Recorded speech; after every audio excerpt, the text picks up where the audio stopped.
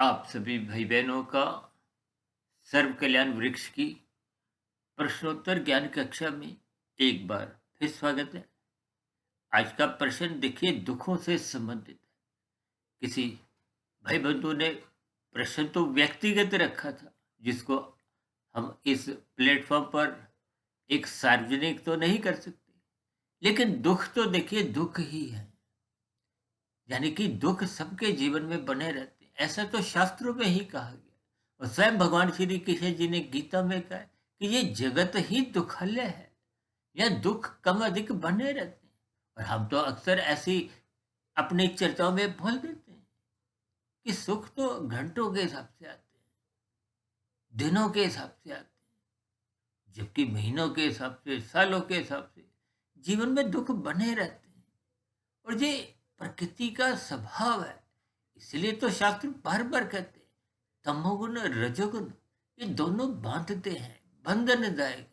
और मनुष्य रजोगुण का संग अमर्यादित करता हुआ अधिक से अधिक भोगों को भोगने की एक इच्छा रखता है, जिसके फलस्वरूप वो दिन भर भागदौड़ करता है।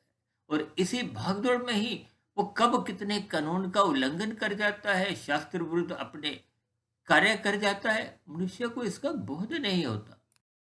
और बोध इसलिए नहीं होता क्योंकि मनुष्य के जीवन में ज्ञान का अभाव बना रहता है। ज्ञान का अभाव बने रहने का कारण क्या है कि मनुष्य सत्संग नहीं करता। अक्सर एक साधारण मनुष्य, विशेष रूप से देखिए युवक वर्गों में या एक प्रौढ़ अवस्था की स्थितियों में, मनुष्य सत्संग को, ज्ञान को एक वृद्धावस्था की स्थिति से ही जोड़कर अपने आप को अलग रखते हैं। जबकि ज्ञान में स्थिति में तो देखिए रहना सभी का ही स्वभाव है। देखिए बच्चे तो अबोध होते हैं, तमोगुण की प्रधानता बनी रहती है। लेकिन युवावस्था में तो देखिए जब आप भौतिक ज्ञान के प्रति एक जागरूक रहते हैं, तो इसी तरह आपको में आध्यात्मिक ज्ञान की स्थितियों को समझना चाहिए। आपके हमारा शरीर कैसे कैसे काम करता है, शरीर के भीतर तो देखिए मन बुद्धि की स्थितियां हैं, सूक्ष्म शरीर की स्थितियां हैं, और सूक्ष्म शरीर के भीतर एक कार्य शरीर की स्थिति है। आप मरते दम तक जो भी क्रियाएं करते हो, अच्छी बुरी, वो कार्य शरीर में उसका एक कर्माशय संस्कार बनता है। और उसी के आधार पे ही आपको में अनुकूल प्रतिकूल परिस्थितियां आती हैं। अनुकूल परिस्थितियों को सुख का नाम आप और हम देते हैं, और प्रतिकूल परिस्थितियों को दुख का नाम देते हैं। ये आते तो आपके मेरे किए गए कर्मों का ही एक परिणाम। लेकिन कर्म करके अक्सर हम भूल जाते हैं। विशेष रूप से देखिए पाप कर्म करके आप और हम भूल जाते हैं। आप और हम देखिए दिन में हजारों पाप कर्म करते हैं। हो सकता है ऐसी बातें सुनने में अजीबोगरीब स्थितियां मन के स्तर पर बन सकती हैं।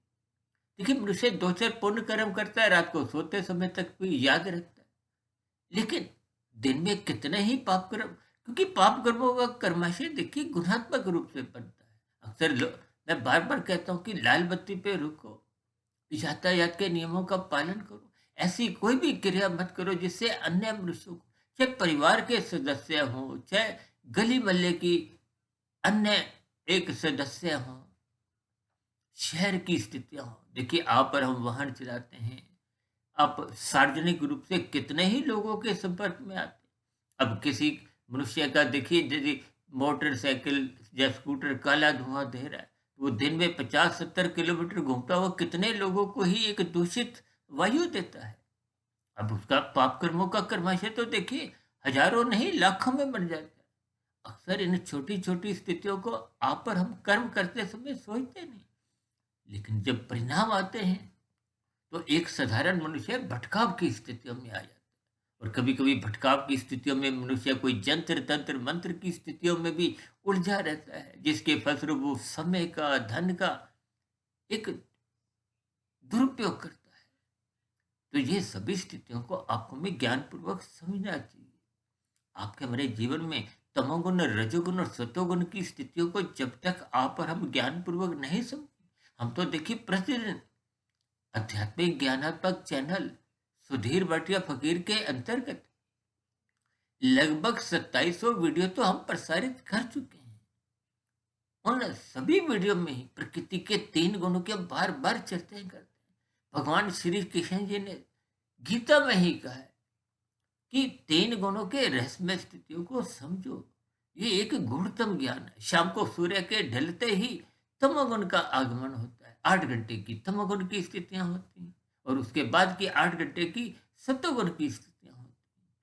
और उस सूर्य निकलने से पूर्व के जो 2 घंटे 40 मिनट का समय, वो तो ब्रह्म मुहूर्त है, जिसको अमृत बेला भी कहा जाता है। देखिए, ये सभी स्थितियों को आपको में ज्ञान पूर्वक समझना है।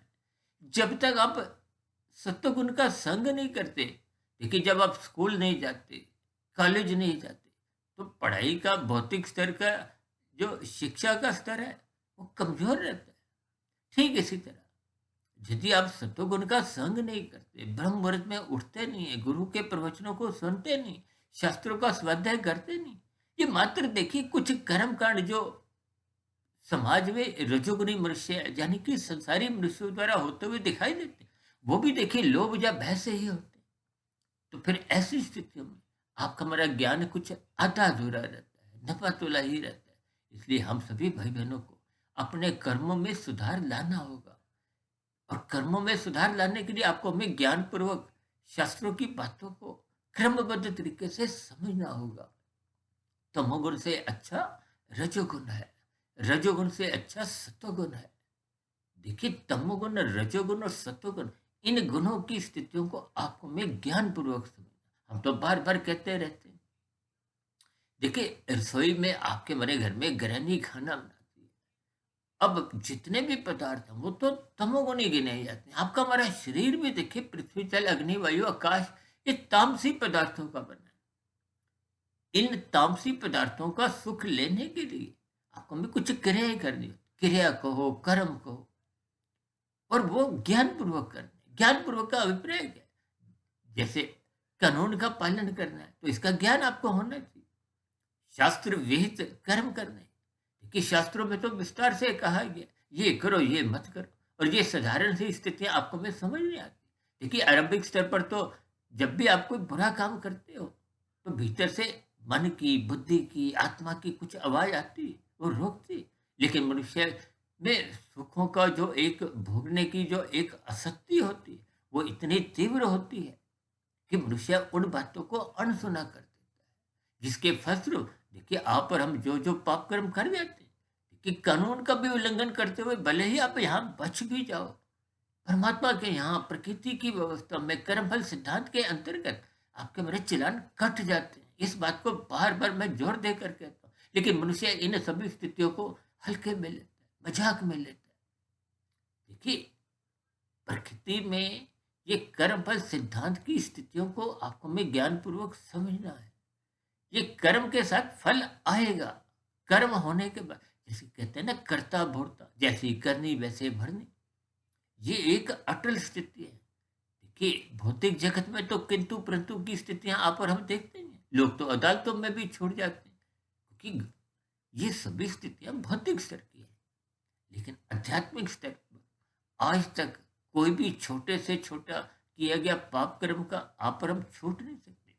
इसलिए तो हम पाप कर्मों की स्थितियों को गैर जमानती वारंट से जोड़ते हैं, ताकि स्थितियों का आपको में बोध हो, आपको हमारे कर्मों में सुधार आए।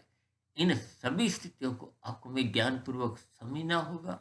जैसे गृहिणी को खाना बनाने का ज्ञान है, तो वो जितनी भी क्रियाएं करती हैं पदार्थों से, रसोई में रखे हुए पदार्थों से, तो खाना आपका अच्छा बनता है, स्वादिष्ट बनता है, स्वाद होता है।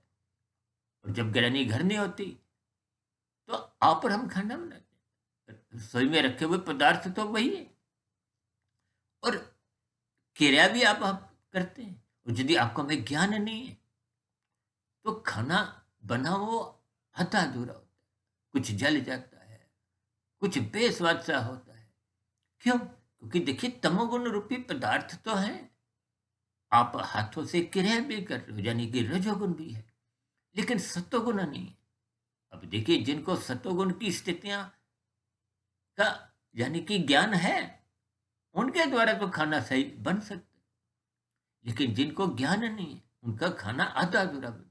ठीक इसी तरह इस उदाहरण से आपको हमें शिक्षा लेनी है, ज्ञान लेना है, संदेश लेना है, कि आपके हमारे जीवन में भी जब जब सत्वगुण की न्यूनता होगी, ज्ञान की स्थितियां कमजोर होंगी, तो आपके हमारे जीवन में भी ये राजसी स्थितियां, जो भी आप और हम कर्म करते हैं, वो कमजोर होंगी, वो शास्त्र विरुद्ध होने की संभावनाएं अधिक होंगी। और फिर ऐसी सभी स्थितियों में वो किए गए जो पाप कर्म हैं, वो एक न एक दिन फलित होंगे। देखिए, फल आने में समय लगता है, 1 महीना, 10 साल, पूरा जन्म में भी वो फल नहीं आते। और ऐसे कितने ही पाप कर्मों के एक बुरे परिणाम है जो इन मनुष्य योनि में संभव ही नहीं है। तभी तो ये नीचे की जो 80 लाख प्रकार की जोनि है, देखिए ये 80 लाख प्रकार की जोनियां दंडमयी जोनि है। अब देखिए, कुल जोनियां 84 लाख जोनियां हैं, और उन 84 लाख प्रकार की जोनियों में 80 लाख प्रकार की जोनियां तो नीचे की दंडमयी जोनि। अब कितना बड़ा अनुपात है। इस पर यदि आप और हम चिंतन करें, तो आप पाओगे कि आपके मेरे जीवन में पाप कर्म अधिक हो जाते हैं। जब पाप कर्म अधिक हो जाते हैं, तो स्थूल शरीर के मरते आपका मेरे जो अगली जोनि का निर्धारण है, वो तो नीचे की जोनियों में ही होता है।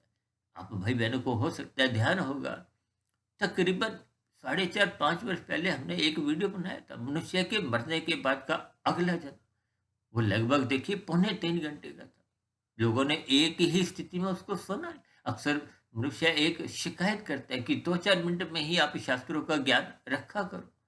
देखिए, 2-4 मिनट में भी हम शास्त्रों का ज्ञान रखते हैं, और हम तो कभी कभी एक शब्द, सच्चिदानंद शब्द में ही संपूर्ण वेदों का, उपनिषदों का, पुराणों का, गीता, सबका ही शास्त्रों का ज्ञान एक शब्द में ही निहित है। सच्चिदानंद, सत्य शब्द प्रकृति के 3 गुणों के लिए कहा जाता है, और सत्य और चित्त आत्मा के लिए कहा जाता है। आत्मा ज्ञान स्वरूप है, और परमात्मा आनंद स्वरूप है। सत्य, चित्त, आनंद परमात्मा के लिए कहा जाता है, आत्मा के लिए नहीं कहा जाता। और आत्मा जब जब ज्ञान स्वरूप स्थिति में रहती है, यानी कि जब जब आप और हम आत्मस्थित हो जाते हैं, तो फिर आपको में आनंद की झलकें मिलती हैं, क्योंकि आत्मा परमात्मा का तो पहले से ही सजातीय संबंध है। लेकिन उस संबंध को ये राजसी और तामसी स्थितियां अवरोध उत्पन्न करती है, बाधा उत्पन्न करती है, जिसके फलस्वरूप आपका हमारा ज्ञान कमजोर हो जाता है, आप अज्ञानता में आ जाते हो। देखिए, हम जो प्रतिदिन चर्चाएं रखते हैं, भले ही ये 2700 वीडियो नहीं, 27,000 हो, चाहे 27 लाख भी हो जाए, इनमें भी कोई नया ज्ञान नहीं है। वेदों में भी देखिए कोई नया ज्ञान नहीं, ये सभी ज्ञानमय स्थितियां आपके भीतर पहले से ही आत्मा में विद्यमान है। केवल इस संसारी माया की स्थितियां, अब माया की स्थितियों का अभिप्राय राजसी और तामसी स्थितियों से है। राजसी स्थितियों में आप और हम देखिए विधि पूर्वक धर्मानुसार कर्म करते हैं, इसलिए वो तो जीरो के समान है, खाया पिया बराबर, कोई बचत नहीं होती। बचत कब होती है? जब आप प्रॉप करके कार्य करते हो, पहले दूसरों को खिलाते हो, चाहे मनुष्य हो, चाहे पक्षी हो, पशु हो, वो आपकी हमारी बचत है। जबकि अपने सुख के लिए जब जब आप निंदनीय काम करते हो, चाहे कानून का उल्लंघन करते हो, चाहे शास्त्र विरुद्ध पाप कर्म कर जाते हो, उनका भुगतान आपको में करना ही होता है। इसलिए दुखों से पीछा छुड़ाने के लिए आपको में ज्ञान पूर्वक स्थितियों पर चिंतन करना होगा, अपने कर्मों में सुधार लाना होगा। और कर्मों में सुधार तभी आएगा जब आपके हमारी ज्ञान में स्थितियां मजबूत होगी, आप और हम अपनी मूल स्थिति में लौटने लगेंगे। इसलिए बार बार शास्त्रों में कहा जाता है कि जो मनुष्य सत्संग नहीं करता, तो उसमें पशु वृत्तियां सहज ही पनपने लगती। ये पशु वृत्तियां देखिए कोई एक अलग स्थितियां नहीं है, ये पशु वृत्तियों का अभिप्राय, पशु वृत्तियों का अभिप्राय देखिए आहार, मैथुन, निद्रा, भय की स्थितियों से है। देखिए, जो मनुष्य सत्संग नहीं करता, तो ये पशु वृत्तियां, ये सामान्य स्थितियां आपके भारी विषय भोग की बनी रहती। इन सभी स्थितियों को आपको में ज्ञान पूर्वक समझना होगा, तभी आपके मेरे कर्मों में सुधार आने लगेगा। जब कर्मों में सुधार आने लगेगा, तो निश्चित रूप से आने वाला भविष्य सुंदर होगा।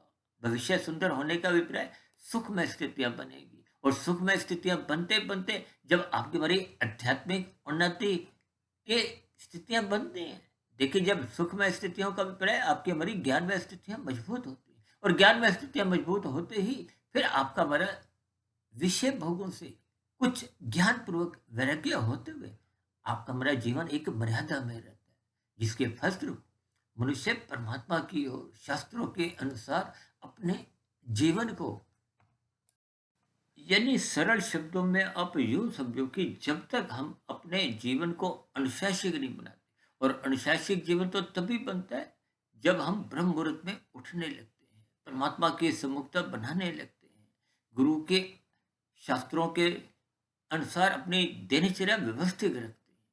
ऐसी सभी सात्विक शुभ स्थितियां जब तक आप और हम नहीं बनाते, तब तक आपका हमारा जीवन कुछ आधा अधूरा ही बना रहता है।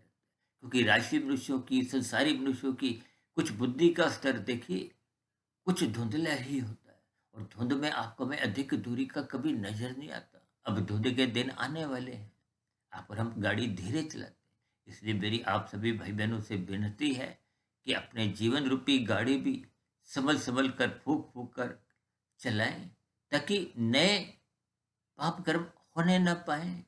कम से कम मनुष्य पाप कर्मों से अवश्य ही बचे, और जितना संभव, जितना संभव हो, आध्यात्मिक उन्नति के दरवाजे क्रमशः खोलते जाइए, ताकि आप और हम कर्म योग, ज्ञान योग, भक्ति योग की स्थितियों में पहुंचते हुए अपने कार्यशरीर को क्रमशः शुद्ध करें। जितना जितना कार्यशरीर शुद्ध होता जाएगा, उतनी उतनी आनंदमय स्थितियां सहज ही बनने लगेंगी। क्योंकि आत्मा परमात्मा का सजातीय संबंध पहले से ही है। यानी कि आत्मा जितने अनुपात में ज्ञान में स्थिति अपनी मजबूत करेगी, उतने उतने अनुपात में उस आत्मा को आनंद की झलकें परमात्मा की मिलने लगती है, मांगनी नहीं पड़ती। क्योंकि परमात्मा आनंद स्वरूप सत्ता है, परमात्मा को ही सच्चिदानंद कहा गया है। इस सभी स्थितियों को ज्ञान पूर्वक समझते हुए हम सभी भाई बहनों को अपने जीवन को अनुशासित बनाते हुए, ब्रह्म मुहूर्त में उठते हुए अपने रजोगुण की स्थितियों को, यानी कि एक दिनचर्या को व्यवस्थित करना होगा, सात्विक बनाना होगा। तो ऐसी सभी सात्विक शुभ स्थितियां आपके हमारे जीवन में भी बनना आरंभ हो। इन्हीं शुभकामनाओं के साथ चर्चा विशेष को यहीं विश्राम देते हैं। फिर भी वीडियो संबंधित आपके मन में किसी प्रकार का कोई प्रश्न उठ रहा हो, कोई मेरी कही गई बातें आपको तर्क संगत आधी अधूरी ही लगती हो, या कही गई बातों पर आपकी किसी प्रकार की कोई आपत्ति हो, शिकायत हो, तो आपके प्रश्नों का, सुझावों का और शिकायतों का नीचे दिए गए कमेंट्स बॉक्स पर या प्रश्नोत्तर ज्ञान कक्षा में सदा ही स्वागत है। इन्हीं शब्दों के साथ सुधीर भाटिया फकीर को इजाजत दें। आप सभी भाई बहनों को इस चर्चा विशेष को ध्यानपूर्वक, धैर्यपूर्वक और गंभीरतापूर्वक सुने जाने के लिए आप सभी भाई बहनों का बहुत बहुत धन्यवाद।